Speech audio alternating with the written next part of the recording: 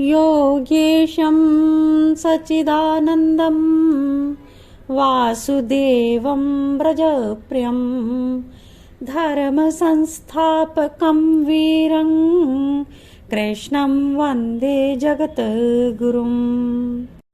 जय श्री कृष्णा। सभी प्यारे प्यारे भक्तों को कृष्णा डिवोशन चैनल पर सभी का स्वागत।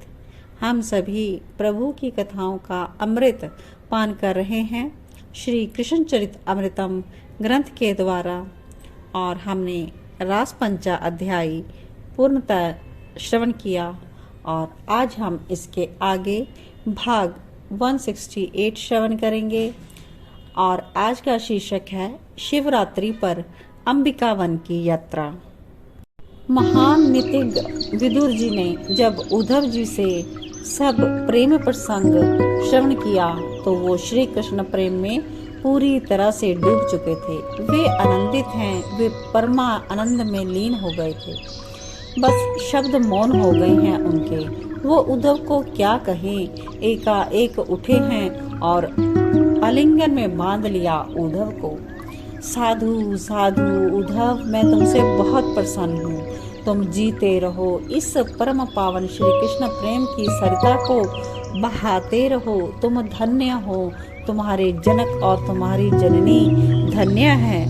इतना कहा विदुर जी ने और फिर बैठ गए। कुछ देर के लिए दोनों ही मौन हो गए और विदुर जी बोले, उद्धव, श्री कृष्ण की प्रत्येक लीला दिव्या और अद्भुत है, अंतःकरण के कल्मश का नाश कर देने वाली है।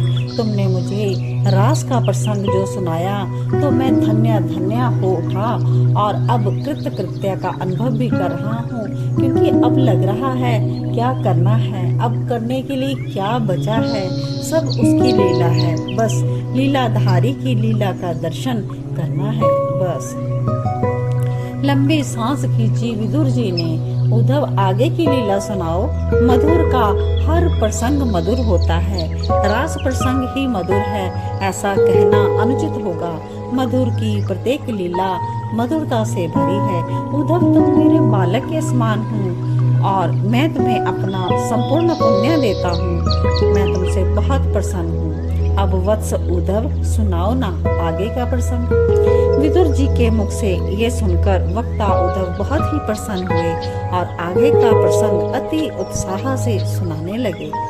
उद्धव जी बताते हैं कि मेरे गुरुदेव बृहस्पति भगवान शंकर के बड़े उपासक थे और वापस गुरुलोक से जब मैं ब्रजभूमि में आया और यहाँ आकर मैंने देखा परम वैष्णव ये ब्रजवासी भगवान शंकर की भी उपासना कर रहे थे और भगवती कात्यायनी की भी। अनन्य है ये, इनके सब कुछ श्री कृष्ण ही हैं। ये ब्रजवासी परम वैष्णव हैं, पर ये भले ही उपासना भगवान भूत भावन की करें या भगवती अंबिका की, ये करते हैं अपने श्री कृष्ण के लिए, श्री कृष्ण की प्रसन्नता के लिए, श्री कृष्ण के अनिष्ट दोष हरण के लिए, श्री कृष्ण के सुख के लिए। इन्हें कुछ भी करना हो वो करेंगे। इन्हें कोई कह दे गंडा बांध लो धागा, यानी कि श्री कृष्ण प्रसन्न हो जाएंगे, तो ये शरीर में अपने पूरे के पूरे शरीर में ही गंडे तबीर से भर देते हैं। ये प्रेम है, यही अनन्यता है। अच्छा तात, आप ही बताओ, इन ब्रजवासियों से अनन्या और वैष्णव कोई और होगा क्या? विदुर जी ने बोला, नहीं, कोई नहीं, बस इतना संक्षिप्त सा उत्तर दिया। अब देखो नंदगांव में धीरे धीरे समय बीतने लगा। आज 9 वर्ष के हो गए हैं श्री कृष्ण। फागुन का महीना आ गया है और सुनो, कल शिवरात्रि है, क्यों ना हम अंबिका वन में जाएं और वहां जाकर भगवान शंकर का अभिषेक करें। ब्रजराज ने प्रातः ही ऐसा कहा ब्रजरानी से। ब्रजरानी कुछ कहती उससे पहले ब्रजपति नंद जी बोल दिए, हमारे लाला के अनिष्ट ग्रह शांत हो जाएंगे। सच मानो यशोदा, यह बहुत दुबला हो गया है, खाता पीता भी नहीं है। तो ब्रजरानी भी बोल रही थी ऐसा ही। तो फिर तो कन्हैया भी आ गए, बोले खाता तो हूँ मैं मैया, तू भी ना। और अपनी मैया ब्रजरानी को बोल रहे थे ताकि उन्हें ना जाना हो, लेकिन मैया ने डांटा, ज्यादा बोलता है, चुप, मैया के और बाबा के सामने चुप हो जा। तो अब मैं बड़ा हो गया हूँ, 9 वर्ष का हो गया हूँ, उससे भी ज्यादा। मैया देख, मैं तुझसे भी बड़ा हो गया हूँ।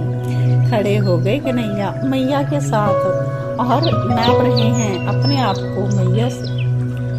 अच्छा, मैया ने कहा लाडले को, सुन, अंबिका बन जाना है, तैयार हो जा। पर कल क्या है? कृष्ण पूछ रहे हैं। कल महाशिवरात्रि है और तुझे अभिषेक करना है, मैया ने तेज आवाज में और स्पष्टता से कहा। अच्छा, मैया राधा को भी ले चले? नजरें झुकाकर बोले मेरे श्याम सुंदर। अरे अरे, कान तो छोड़ मैया, राधा को ले जाएगा है? मैया ने कान ही ऐसा करके मोड़ दिया था। नंद बाबा हंसे। सब जा रहे हैं, बरसाने वाले भी और हम नंदगांव वाले भी, और वहाँ जाकर जागरण होगा पूरी रात, क्योंकि शिवरात्रि है ना, इसलिए। तभी मनसुख, मधुमंगल, तोक, सुबल, अर्जुन सब सखा खुशी से उछलते हुए आ गए। तो सखाओं ने पूछा कि हम लोग भी जा रहे हैं अंबिका वन में। हाँ हाँ, सब लोग जा रहे हैं अंबिका वन। श्री कृष्ण बोले, वाह क्या आनंद आएगा। सब सखा खुशी से उछल पड़े। गोपियों के आनंद का तो ठिकाना ही नहीं है। सुंदर सुंदर सज धज के गोपियां चली, सजी धजी हैं बैलगाड़ियां भी, उसमें बैठ गई। बड़े सुंदर वृषभ भी जुड़े हुए हैं उन गाड़ियों में। गाड़ियां कोई 1-2 थोड़े थी, बहुत, हजारों, सैकड़ों। बरसाने से वृषभान जी चले, उनके साथ उनका पूरा परिकर। सखियों के साथ श्री राधा रानी एक सुंदर सी बैलगाड़ी में बैठी थी। श्याम सुंदर और उनके सखा आगे बैठे थे। गाड़ी चालक गोप को इन लोगों ने पीछे बिठा दिया। श्री कृष्ण गाड़ी की रस्सी पकड़े गाड़ी को चला रहे हैं। सामने से गुजर रही है श्री राधा और उनके सखियों की गाड़ी। बैलों को हंकारा तो बैल भागने लगे। जब बैल जोर से भागे तो सखा भी डर कर चिल्लाए। अब श्री राधा जी की सखियां खूब हंसी। दाऊ, ओ दाऊ, संभाल तू, ये गाड़ी कैसे भागा रही है? और वो चालक गोप कहाँ है? मैया बोलती है, दूसरी गाड़ी में से। चालक पीछे बैठा था, उसे बिठा दिया गया था। वो चिल्लाया, मैया, ओ मैया, मुझे ये नहीं चलाने दे रहे गाड़ी। अच्छा दाऊ, इसे आगे कर और इसको दे कन्हैया को बोल कि हट जाए और शांति से बैठ जाए, नहीं तो पीटूंगी। मैया वहां से क्रोध से बोल रही है दूसरी गाड़ी से। चालक आगे आकर बैठा। कन्हैया इतना सा मुंह बनाकर फिर बगल में बैठ गए। अब ये सब देखकर श्री राधा जी की सखियां हंसने लगी। श्री राधा जी भी हंस रही हैं। अद्भुत दृश्य। गाड़ी चल रही, धूल उड़ रही, ऋषभ के कंठ में लगी घंटी अब तेज बज उठी। कुछ ही देर हुआ होगा कि बैल उछलने लगे। गाड़ी चालक से अब संभाला नहीं जा रहा था। सखा सब चिल्लाने लगे। और फिर मैया ने देखा तो फिर वो चिल्लाई, ये क्या हो रहा है? तो कुछ नहीं मैया, अपने इस कन्हाई को समझा लो। वाहन चालक इससे ज्यादा और कुछ क्या कहे। कन्हैया, ये क्या कर रहा है तू? क्यों परेशान कर रहा है उस चालक को? गाड़ी क्यों नहीं चलाने दे रहा? मैया ने डांटा। बस दूसरी ओर से गाड़ियां जा रही हैं। बरसाने की गोपियां फिर हंस पड़ी। ये देखकर कन्हैया को गुस्सा आ गया। गाड़ी में ही उठकर खड़े हो गए कन्हैया और चिल्लाकर बोले, मुझे ही डांटती रहती है, दाऊ को तो कुछ नहीं कहता कोई भी, मैं ही हूँ सबका बैरी। अब ये जब सुना मैया ने तब वो दाऊ को डांटने लगी। दाऊ क्यों परेशान कर रहा है बैलों को? अब तो दाऊ से भी नहीं रहा गया। वो भी उठकर खड़े हो गए। मैया, मुझे क्यों डांट रही हो? यही तेरा लाला मुझसे कह रहा था, किसी को मत बताना। बैल की एक पूंछ को तू पकड़ और एक पूंछ को मैं, और जोर से हिला देते हैं। ये सुनते ही बरसाने की सखियां तो पेट पकड़कर हंसने लगी और कन्हैया को इशारा करके कहने लगी, वाह जी वाह। उद्धव आनंदित होकर बोले, इस तरह आनंद लेते हुए सब ब्रजजन अंबिका वन में पहुंच गए। और अंबिका वन में वो अब शिव की अर्चना करेंगे। तो शिव अर्चना हम कल के भाग में श्रवण करेंगे। तब तक के लिए जय श्री राधे, जय जय श्री कृष्णा। मधुराष्टकम। अधरम मधुरम वदनं मधुरम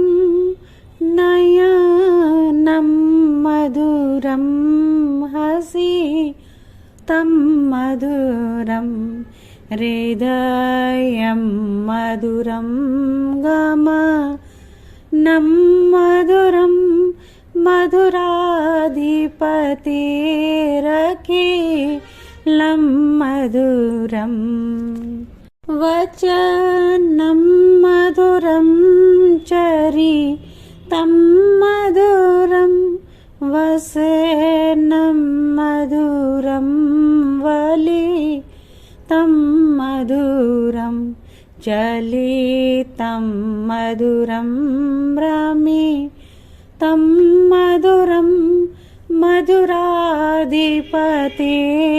अखिलं मधुरम्